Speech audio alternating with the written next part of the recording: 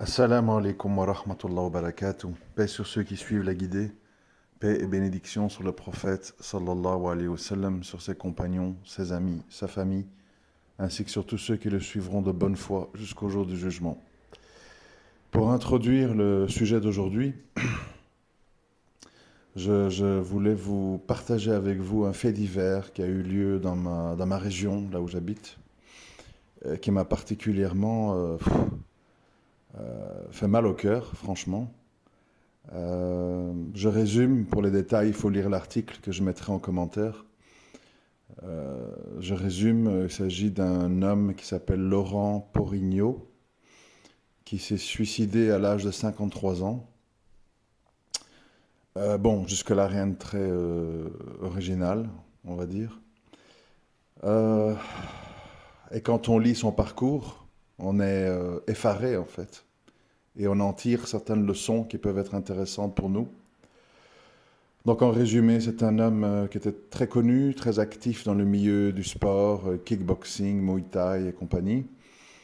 Il avait des salles de sport, plein d'activités, des magasins de sport. Bon. Il avait une femme et quatre enfants, qui étaient tous assez grands, de 20 à 11 ans, je pense, si je me rappelle bien. Et on voit son parcours de vie avec une femme qu'il a régulièrement trompée, qu'il pardonnait, et puis qui lui a réclamé de travailler moins, ce qu'il a fait, qui a fait que ses activités sont tombées en faillite, et elle a quand même continué à le tromper. Il en est venu à frapper son amant, ce qui lui a valu d'aller en prison. Quand il est allé en prison, il a appris que sa femme était retournée avec cet homme, mais qu'en même temps elle revenait vers lui, elle venait le voir au parloir, etc., etc. Et ça s'est terminé en fait qu'elle est tombée enceinte de cet amant et qu'il s'est suicidé. Bon, en gros, voilà. Les détails dans l'article parce que c'est un peu long pour comprendre. Alors, moi, ce qui m'intéresse là-dedans, c'est pas l'aspect tromperie, c'est pas l'aspect suicide. On va dire, que ce sont des choses qui sont devenues malheureusement très banales de nos jours. Et la société n'a pas encore intégré l'idée ou le fait que ce genre de choses peuvent être faites par un homme, par une femme, parce qu'aujourd'hui, le curseur n'est plus comme avant du côté des hommes. Le curseur il s'est rééquilibré, c'est-à-dire tout le monde est éduqué de la même façon, dans les mêmes écoles, mélangés, et donc on a beaucoup d'hommes féminisés, beaucoup de femmes masculinisées, jusque dans leur vie sexuello-affective, je ne sais pas comment on appelle ça, mais bon, voilà. Ceci étant dit, pourquoi je parle de ça? Je parle de ça parce que d'entre nous, beaucoup d'entre vous, sont dans une vie que moi j'appelle d'esclavage mental. Et un musulman, une musulmane ne peut pas se résoudre à vivre dans l'esclavage mental. C'est pas compatible avec l'espoir, la confiance qu'on place en Allah. C'est pas compatible. Il faut bien comprendre ça.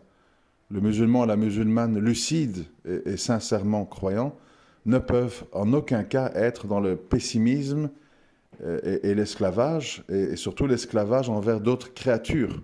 Parce que je rappelle que l'islam est venu pour libérer les hommes de la domination d'autres hommes pour se soumettre au créateur des cieux et de l'univers. C'est ça en fait. Et aujourd'hui, on fait que chanter partout la liberté, l'égalité, la démocratie, et les droits de l'homme, etc., etc. Et en fait, on voit que les gens sont dans diverses formes d'esclavage. Dans ma vie, parce que Allah, il a fait que ma vie est une grande source d'inspiration pour tout ce que je raconte ici, je croise toutes sortes de gens, de toutes sortes d'origines, de niveau social, de niveau intellectuel, etc. Et je tire des leçons de tout. Je tire des enseignements qui m'aident dans ma vie à comprendre certaines choses, à ne pas commettre certaines erreurs et à tirer certaines conclusions que j'essaye de partager avec vous. cet esclavage, il prend plusieurs formes. Il y a l'esclavage familial. Ma mère, mon père, oui mais ma mère, oui mais... Bon, vous voyez? C'est-à-dire l'acceptation que parce qu'une personne a des liens de sang avec nous, nous devons tout accepter, nous devons tout endurer, nous devons tout subir, encore et encore et encore. L'esclavage professionnel. Combien de gens que je connais, que je croise, ont peur de perdre leur emploi et acceptent des humiliations sans nom parce qu'ils se disent « je deviendrai quoi après ? J'ai déjà la chance d'avoir un travail. » Plein de mes copains n'ont pas de travail ou ne s'en sortent pas. Donc j'accepte, je baisse la tête, je subis. L'esclavage sentimental. Des femmes, des hommes qui soit sont amoureux ou attachés à un personnage imaginaire, fantasmé, idéalisé, inaccessible, soit qui sont en couple avec un homme ou une femme toxique. Alors moi je n'aime pas dire toxique sans expliquer parce que ça veut rien dire en fait. Ça veut dire quoi de toxique ?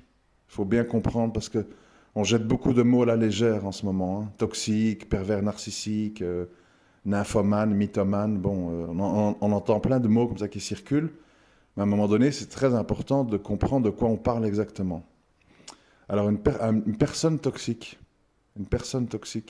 selon moi, je précise, c'est en fait une personne qui est prisonnière d'elle-même, est prisonnière de ses défauts, est prisonnière de ses habitudes, mauvaises évidemment quand elles sont mauvaises, est prisonnière de ses fausses certitudes et s'est construit un modus operandi nocif pour elle, mais elle ne s'en rend pas compte, ou pour lui, et pour les autres. Et donc, comme on a affaire à quelqu'un qui est dans des certitudes, il n'y a pas de place pour la remise en question, pour le repentir, pour la réforme. Et donc, on devient toxique. On devient toxique parce que on mobilise autour de soi du temps, de l'attention, parfois de l'amour, de l'attachement ou que sais-je, alors qu'on n'est pas dans un processus de réforme. On n'est parfois même pas dans un processus de réalisation de ce qui nous arrive. Tellement on est dans une pensée phobique, victimaire, systématique, construite depuis des années et des années sur des bases fausses, mais sur des bases auxquelles on est habitué. Et là, malheureusement, il n'y a plus grand-chose à faire. Et alors, rappelez-vous le fait divers dont j'ai parlé au début de cet audio. Cet homme, qu'est-ce qui se passe en fait ? Il a eu 4 enfants avec une femme dont il était très amoureux, très attaché. En même temps, c'était un sportif, un bosseur qui avait des activités. Et malgré tous les signaux d'alarme graves, tromperie, faillite, retromperie, etc., il s'est accroché à cette personne pour en venir à mettre fin à ses jours. Alors, comment ce processus arrive ? Il arrive en fait parce qu'à un moment donné, des êtres humains, aussi forts soient-ils, que ce soit des hommes ou des femmes, on parle quand même d'un gars hyper expert dans les sports de combat, on ne parle pas d'un mâle bêta comme ça, mais, dans sa tête, il y avait une dépendance affective. Et il faut savoir une chose, c'est que la nature humaine, elle est ainsi faite, très étrange, mais c'est comme ça. Il y a la fitra, la nature profonde. Un être humain ne se sent pas à l'aise quand il sent qu'une autre personne est en dépendance de lui, affectivement. Ça crée un déséquilibre et ça crée un sentiment que je peux tout faire, je peux tout dire, je peux tout faire subir. Il n'y aura pas de conséquences pour moi parce que cette personne est dans une dépendance affective envers moi. Et donc, on se retrouve propulsé au rang de pharaon et on adopte des attitudes pharaoniques. Je trompe, je reviens, je t'aime, mais en fait je te trompe, mais ça ne va pas durer longtemps, je vais revenir, etc., etc. Et ce genre de situation, normalement, doit être géré comment? Bien sûr, idéalement, on aime son mari, on aime sa femme, on a des enfants, on est fidèle, etc., etc. Bon. Mais admettons que pour des raisons diverses et variées, on en vient à ça. Un homme qui trompe sa femme, une femme qui trompe son mari, ils ont des biens en commun, ils ont des enfants, ils ont construit une vie, etc. Il y a beaucoup d'enjeux, il y a beaucoup de choses à perdre. Oui, d'accord, il y a beaucoup de choses à perdre. Mais il y a pire que tout ça. Il y a perdre sa vie dans un suicide, il y a perdre son équilibre, il y a perdre sa dignité, son honneur, tout.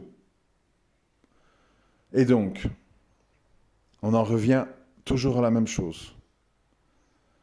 Le croyant, la croyante, ne doit pas mesurer ses choix, ne doit pas faire des choix dans sa vie en fonction de ses peurs, en fonction de ses phobies, en fonction d'une projection imaginaire sur l'avenir. Si je me mets avec un homme, certainement que d'ici 2 ans, il va me faire ça. Alors évidemment, vous êtes foutu, vous êtes paralysé. Donc le croyant et la croyante ne font pas des choix d'après tout ça. Ça, ce sont des parasitages, ce qu'on appelle des waswas, shaitan, etc. C'est pas la voie à suivre. Le croyant et la croyante, ils font des choix basés sur, et exclusivement sur, qu'est-ce que j'ai à perdre et qu'est-ce que j'ai à gagner à être avec telle personne. Première question à se poser. Qu'est-ce que j'ai à perdre et qu'est-ce que j'ai à gagner à être avec cette personne? Par rapport à tout. Affectivement, économiquement, sociologiquement, par rapport aux enfants, enfin plein de choses. Faire une réflexion qu'on pèse dans une balance. Ensuite, se dire, est-ce que je m'accroche à cette personne ou je m'en éloigne, ou je la refuse, pour des bonnes ou des mauvaises raisons? Pour des bonnes ou des mauvaises raisons? C'est ça les questions qu'il faut se poser.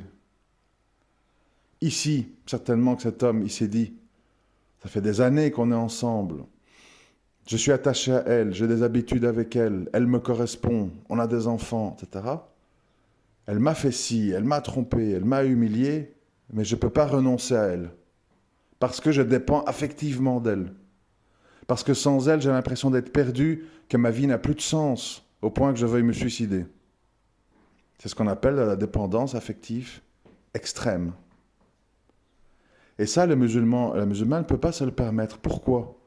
Parce que votre mari ou votre femme, ils peuvent décéder, ils peuvent devenir handicapés, ils peuvent être emprisonnés. Et la vie, elle doit continuer. Et la vie doit continuer parce que vous avez votre vie, vos enfants ont droit à une vie, et votre Créateur a dit de l'adorer lui, et pas des créatures qui sont par définition faibles et mortelles. C'est important de comprendre ces concepts-là. Vous savez, c'est pas compatible à un moment donné. La dépendance affective envers des créatures et la soumission à Allah, c'est pas compatible. Donc il faut se poser des questions. C'est pour ça qu'on en revient à cette conclusion très simple. Quand un musulman et une musulmane s'unissent, quel que soit leur âge, leur situation, c'est pas ça l'important, ils s'unissent sur des bases saines qui sont: tu es un bien pour moi, tu m'apportes plus que tu ne me retires. Après avoir mis toutes les choses dans la balance, il y a plus de positifs que de négatifs. Je ne base pas mon acceptation ou mon refus sur la base de peur et de phobie. Je le base sur une réflexion saine, posée et équilibrée. Et c'est un engagement dont on ne connaît pas la durée dans le temps. C'est-à-dire, on ne sait pas combien de temps Allah va nous laisser ensemble avant qu'il y ait la mort, la maladie, l'accident, l'imprévu, etc., etc. Donc le musulman, il est condamné aussi à faire des projets à court terme. Il y a beaucoup de gens, ils disent oui, bon, c'est vrai que cette femme ou cet homme, ce serait bien dans ma vie, mais quoi dans 5 ans, quoi dans 10 ans? On ne réfléchit pas comme ça. On vit dans le présent. Le passé est révolu, on ne peut pas le changer. Il est mort, il est enterré, il est là. Ce sont des vieux souvenirs, des vieux regrets, etc., etc. L'avenir est complètement incertain. Qu'est-ce qui va se passer? Crise, guerre, espoir ou pas, argent ou pas, on ne sait pas. On ne sait rien en fait, voilà. Mais on sait ce qu'on fait aujourd'hui. Qu'est-ce que je fais aujourd'hui? Est-ce que je prie? Est-ce que je m'engage? Est-ce que je me réforme? Est-ce que je prends de nouvelles décisions dans ma vie, etc., etc. Ça, on peut agir. Et donc, on ne peut pas bâtir une vie sur le long terme sur la base d'une dépendance à une créature. On s'engage avec une créature et on lui donne ses droits et ses devoirs en fonction de ce que Allah a dit, dans la durée qu'Allah a décidé que ça dure. Tout simplement. Parce que si on fait des projections négatives ou positives, on restera ensemble toute notre vie et tout ira bien, et les enfants, et l'argent. Après, si on est dans les projections, quand la réalité s'impose à nous, qu'est-ce qui se passe? Il y a la déception, il y a la frustration, il y a l'amertume. Combien de musulmans et de musulmanes que je connais rebroussent ce chemin après des déceptions. Et je vous assure, mes frères et sœurs, que ce n'est pas comme ça qu'il faut raisonner. C'est pas comme ça. Tu as eu une mauvaise expérience, tu as rencontré des gens qui t'ont déçu, des amis, des épouses, ou des maris, enfin, etc. Des frères et sœurs en religion, dans des groupes. Oui, et alors, c'est normal. Nous avons chacun un destin. Nous avons chacun une courbe d'évolution. Et c'est pas parce que tu es tombé mal 5 fois, 6 fois, 7 fois, 8 fois, 10 fois, que c'est pas une épreuve qu'Allah te donne pour t'appeler à dire tu ne rencontreras pas de gens sérieux, tu ne rencontreras pas des gens sincères, tu ne rencontreras pas des gens impliqués dans leur amitié ou leur amour avec toi. Tant que tu n'auras pas changé certaines choses en toi, tu continueras à baigner dans ce microcosmos. Et si, par peur et déception, tu rebrousses chemin et tu retournes vers tes anciens amis, vers ta tribu, vers ce qui te rassure, etc., tu auras perdu. Tu auras perdu parce que ça veut dire que tout ton cycle de vie t'aura ramené au point de départ. Un exemple, je ne sais pas, vous quittez votre village, peu importe où, tel et tel pays, et vous le quittez parce qu'il y a beaucoup d'hypocrisie, il n'y a pas d'argent, il y a comment on appelle, il y a les médisances, les voisins entre eux, les ceci. Enfin, plein de raisons qui vous poussent à ne pas rester là. Et vous partez. Et là où vous allez, vous vivez des choses. Des guerres, la lutte pour l'argent, des mariages, des divorces, des amis qui vous tournent le dos, etc., etc. Est-ce que ça aura eu de sens de quitter votre village si au bout de tout ça, vous dites « Oh là là, la vie c'est compliqué. Oh là là, tout le monde n'est pas gentil. Oh là là, j'ai eu des mauvaises expériences. Bah tu sais quoi? Je retourne là-bas chez les médisants qui sont dans le shirk, le kufr, le truc. Au moins je les connais, au moins c'est les miens, ça me rassure. » Les musulmans, les musulmanes, ce n'est pas des peureux. Ce n'est pas des gens qui fuient les épreuves. C'est des gens qui disent, Ya Allah, si tu m'as fait vivre des déceptions, j'ai peut-être joué un rôle là-dedans. Parce que je ne fais pas mes prières. Parce que je suis un mari violent ou une épouse insoumise. Parce que je t'ai désobéi. Parce que je me suis raconté des histoires. Parce que j'ai fait semblant d'être ceci, d'être cela, alors que je ne l'étais pas. Réfléchissez. Pourquoi Allah va vous donner une vie avec des vraies amitiés, des vrais amours, un vrai rapprochement dans le din, etc., si vous-même, vous n'êtes pas quelqu'un de vrai? Vous comprenez? C'est de la logique. Et donc, la démarche courageuse, c'est quoi? Reconnaître ses erreurs, reconnaître ses faiblesses, engager un processus de réforme, ne pas vivre dans le passé, dans les peurs, dans les scénarios négatifs, et dire, si je deviens un ou une véridique, si j'arrête de mentir, si j'arrête de jouer des jeux, si j'engage un processus de réforme dans ma vie, peut-être qu'Allah va faire que je rencontre d'autres personnes, qu'Allah me met sur ma route d'autres genres de personnes, en amitié, en amour, etc. C'est ça le processus courageux. Le processus courageux ne consiste pas à dire « je reste qui je suis, j'ai tout bien fait, je n'ai vécu que des injustices, et donc je retourne sur mes pas parce que je ne suis pas satisfait ou satisfaite de ce que Allah a mis sur ma route, ça m'a déçu, et j'arrête tout, et je retourne dans mon quartier, ou je retourne dans mon monde de dealer, ou je ne sais pas quoi, enfin, là où j'ai mes repères, et là où je sens finalement que les gens sont un minimum, voilà. Vous savez, moi je m'excuse, hein, je reçois beaucoup de mails auxquels je ne réponds pas. Je les lis pourtant. Je ne réponds pas parce que, je l'ai déjà dit plusieurs fois, moi j'aime pas trop les histoires où je n'ai qu'un son de cloche. Je dis pas que vous mentez, mais je connais bien la nature humaine en fait. Je connais très bien la nature humaine pour l'avoir analysée sous toutes les coutures, dont moi-même, à commencer par moi-même. Et je sais très bien que nous aimons tous faire les victimes et qu'on n'aime pas se regarder dans un miroir. Ça, je le sais. Personne n'aime ça. Tout le monde aime dire c'est ma mère, c'est mon mari, c'est ma femme, c'est ceci, c'est mon employeur. Moi, mais toi, parle-moi de toi. Moi, moi je fais tout bien, j'ai patienté, j'ai fait ceci, j'ai demandé à mon mari d'aller chez un psy parce qu'il avait ci, parce qu'il avait ça, etc. Ouais. Il se peut, oui, il se peut que c'est effectivement le cas. Mais il ne faut pas me demander à moi de prendre des décisions à votre place.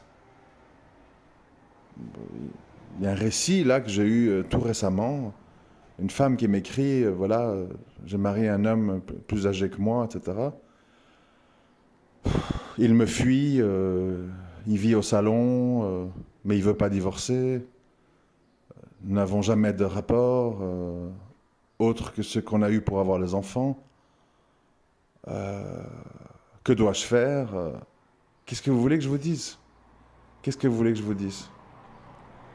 Qui êtes-vous? Que faites-vous? Qu'est-ce qu'il en dit quand vous parlez de ça avec lui? Est-ce qu'il réalise que c'est islamiquement incorrect d'abandonner sa femme? Si oui, sinon, quoi? Et de là, si quelqu'un veut faire vivre à une autre personne une vie invivable, et qui veut juste en fait quelqu'un dans la dépendance affective pour le servir ou servir de compagnie ou d'être une poule reproductrice, je ne sais pas quoi, à vous d'en tirer les conclusions qui s'imposent. Alors je veux bien que tout ça sont des situations pas faciles. Moi-même, je suis passé par là, je passe encore par là, par des situations pas faciles. Mais en aucun cas, un musulman ou une musulmane est dans la dépendance affective et dans l'esclavage envers une créature injuste, ou désorientée, ou déséquilibrée, ou qui ne cherche pas à se réformer, ou qui n'écoute pas les remarques ou les conseils qu'on lui donne. Il faut bien faire la différence entre quelqu'un qui veut se réformer, qui veut se repentir, qui admet ses erreurs, qui demande pardon. Et cette personne-là, il faut lui ouvrir une porte, si on craint Allah. Par rapport à quelqu'un qui dit non, j'ai tout bien fait, c'est toi, j'ai rien à changer chez moi, tout va bien chez moi, etc. Là, vous devez garder la porte fermée. Vous devez garder la porte fermée. Et dans le cas de ce fait divers, une tromperie physique, c'est un acte très très grave. Il faut réaliser à quel point c'est grave. C'est pas une petite discussion sur un chat, parce qu'on a eu un moment de faiblesse, parce qu'on était triste, isolé ou que sais-je. C'est une démarche très très lourde. Ça implique de montrer son intimité, ça implique d'avoir un contact intérieur avec une personne duquel peuvent naître des fruits. Ça a été le cas ici. Avant le suicide du gars, la femme est tombée enceinte de son amant. C'est un acte qui, en aucun cas, ne peut être accepté. Voilà. Et c'est tout ce reset mental, en fait, qu'il faut faire. Mais il faut s'en donner les moyens, et il faut savoir que cette fameuse liberté dont on nous parle sur tous les tons autour de nous, la liberté, elle a un prix. Et le prix, c'est de faire confiance en Allah. Et on fait confiance en Allah quand on s'est réformé et quand on a fait l'effort d'aller vers lui. Pas on reste assis, plein de vices, plein de manquements, plein d'hypocrisie, et on dit j'attends qu'Allah il me donne un vrai ami, une femme aimante. Non, mais pourquoi? Pourquoi il va te donner ça? Pourquoi? C'est comme si moi j'ai un enfant, il rate ses examens, il s'en fout, il rigole, et quand je lui fais des remarques, il me rit au nez, puis moi j'arrive, tiens, j'ai une console de jeu comme cadeau. C'est fou, c'est contre-productif. C'est se faire harakiri, c'est se saboter. Allah, il va pas vous pousser à vous saboter. Il veut que vous souffrez pour que vous vous réformiez. C'est pour ça qu'il vous fait souffrir. C'est pour ça qu'il vous fait vivre des situations difficiles, pour que vous vous remettiez en question. Et pas pour que vous reveniez sur vos pas. C'est évidemment pas ça. Ça, c'est la solution de la fuite. C'est compliqué, c'est pas comme je veux pas me réformer, je veux pas pardonner, je veux pas... Donc, je reviens sur mes pas. Je redeviens la personne que j'étais à la base, qui était dealer, qui était dans un petit village, qui était dans le paganisme. Les gens reviennent sur leurs pas. Ça les rassure. Ils n'ont rien compris, en fait, de ce qui leur est arrivé. Non, tu dois persévérer, mais tu dois te réformer. Et tu dois faire rentrer dans ta vie les gens de bien, éloigner les gens de mal, et te rapprocher d'Allah. Mais tu dois persévérer. Pas baisser les bras ou dire je n'ai pas de chance, donc, voilà. C'est exactement comme l'histoire des mariages, c'est la même chose. Les gens, ils ont des divorces. 1, 2, 3, 4, 5, peu importe. Et personne ne se pose des questions. Et au final, qu'est-ce que Shaitan nous met dans toutes nos têtes? Ah, il vaut mieux être seul que mal accompagné. Hein. Moi, je suis tellement bien que je suis bien seul. Ah, t'es bien seul avec tes manquements, tes shaitaneries, tes peurs, tes phobies, et tout ton truc, tes frustrations. Non, non. On est tous mieux accompagnés d'un bon ami, d'une femme, d'un mari, à condition qu'on lui apporte quelque chose, à condition qu'Allah nous aime, à condition qu'on est revenu vers Allah. Alors là, tu peux t'attendre à du bien. Mais si tu patauges dans la boue, et tu continues à te marier, à te remarier, pour finir dégoûté et dire, tu sais quoi, moi c'est bon, j'ai compris, Shaitan a gagné. C'est ça qu'il veut, Shaitan. Il veut t'isoler, il veut te dégoûter, il veut te faire croire que toi, tu es une victime qui a tout bien fait, et que l'autre est un monstre. Les autres sont des monstres. C'est pas aussi simple. C'est pas aussi simple. Parce que peut-être qu'à la base, toi aussi, tu as été attiré, ou tu t'es impliqué, vers ces fameux gens toxiques. Et donc, tu ne dois pas t'étonner du résultat. Le problème, c'est qu'à la base, toi, tu t'es pas éloigné d'eux. Tu savais que ce gars, il dealait, tu savais que ce gars, il était violent. Mais tu as quand même aimé le fait qu'il était un peu bad boy, mignon, machin. Et après, tu t'étonnes. Ah, les hommes, tous les mêmes. Ah ouais, mais bon, tu t'es dirigé vers quel genre d'homme? Avec quelle motivation? Alors que Allah t'a mis les feux orange et les feux rouges, tu as quand même été roulé comme si c'était vert. Et puis tu pleures. Vous savez, je répète sans cesse et je vais conclure là-dessus, Allah n'est pas injuste. Nous sommes très têtus, nous sommes très ingrats, beaucoup de mauvaise foi, très lâches, très peureux.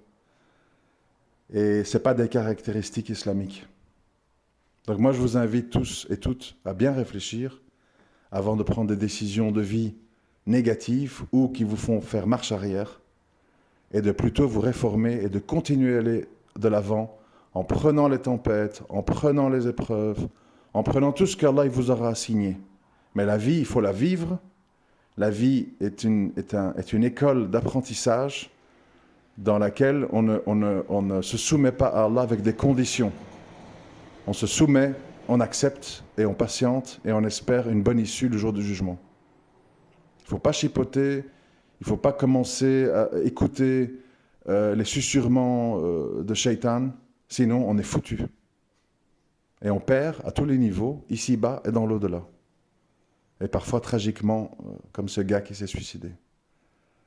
Je vous remercie de m'avoir écouté. À très bientôt, Inch'Allah. Assalamu alaikum wa rahmatullahi wa barakatuh.